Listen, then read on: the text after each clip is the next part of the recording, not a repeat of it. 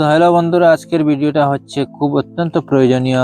আপনি যদি একজন পুরুষ হয়ে থাকেন সেজন্য আপনার জন্য প্রয়োজনীয়, আর মহিলা হলে তো আপনার জন্য প্রয়োজনীয় খুব অত্যন্ত। তাই আজকে ভিডিওটা স্কিপ না করে লাস্ট পর্যন্ত দেখার অনুরোধ রইল। চ্যানেলটাকে সাবস্ক্রাইব করে দিবেন। আজকের ভিডিওর টপিক হচ্ছে মাসিক কেন ঠিক মতো হয় না মহিলাদের। সেটা জানতে হলে আপনি বিস্তারিত বুঝতে হবে, কারণ এটার মধ্যে অনেক ধরনের সমস্যা হতে পারে। কি কারণে হচ্ছে না এবং না হলে কি আপনার ক্ষতি হয়ে যাবে সেটাও আজকে জেনে নেবেন। তাহলে ভিডিওটা শুরু করা যাক। প্রথমে আমাদেরকে জেনে নিতে হবে যে মাসিক মানেটা কি, এটাকে মাসিক কেন বলা হয় এবং মাসিক কেন হয় মহিলাদের, সেটা আপনাদের প্রথমে জানতে হবে। তাহলে আপনি বুঝতে পারবেন যে কেন হচ্ছে না। আর এই মাসিক শুধু মাসিক চক্র এটাকে বলা হয়। চক্র বলার পিছনে কারণ হচ্ছে যে যে জিনিস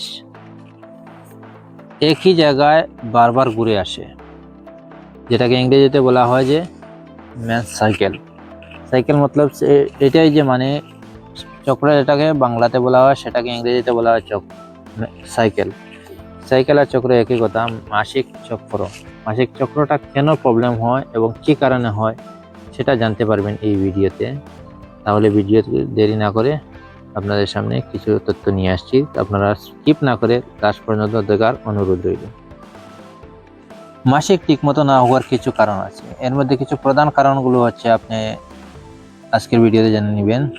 এর মধ্যে প্রথম কারণ হচ্ছে যে আপনি বেশি মানসিক চাপ যদি আপনার মধ্যে থাকে, সেক্ষেত্রে আপনার মাসিকের অনেক প্রভাব পড়ে যাবে। বা 2 নম্বরে আপনার যদি ঠিকমতো ঘুমান না, সেক্ষেত্রেও আপনার অনেক ধরনের প্রবলেম হতে পারে। 7 থেকে 8 ঘন্টা নিয়মিত ঘুম আপনার জন্য অত্যন্ত প্রয়োজনীয়। তাই এই দুইটার পরে আবার আরেকটা প্রবলেম আছে, সেটা বলে দিচ্ছি আপনার। 3 নম্বর কারণ হলো আপনার যদি থাইরয়েডের সমস্যা থাকে বা ব্লাড সার্কুলেশনের সমস্যা থাকে, যদি সেক্ষেত্রেও আপনার এই ধরনের প্রবলেম দেখা দিতে পারে।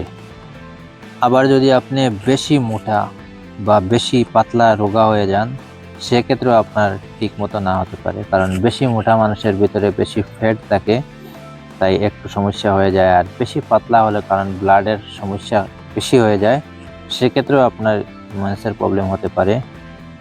আবার যদি আপনার অনিয়মিত ঘুম হয় বা জ্যাক্স ফুড যেমন তেলাল কিছু জিনিস বেশি খান, সেক্ষেত্রেও আপনার এই সমস্যা হতে পারে। আবার কিছু ক্ষেত্রে দেখা যায় যে জন্ম নিয়ন্ত্রণের ঔষধ খেয়েছেন আপনি বেশি মাত্রায়, সেক্ষেত্রেও আপনার এই সমস্যা হতে পারে। আবার কোনো কোনো সময় দেখা যায় যে আবহাওয়া পরিবর্তন হলে সে সমস্যাও দেখা দিতে পারে।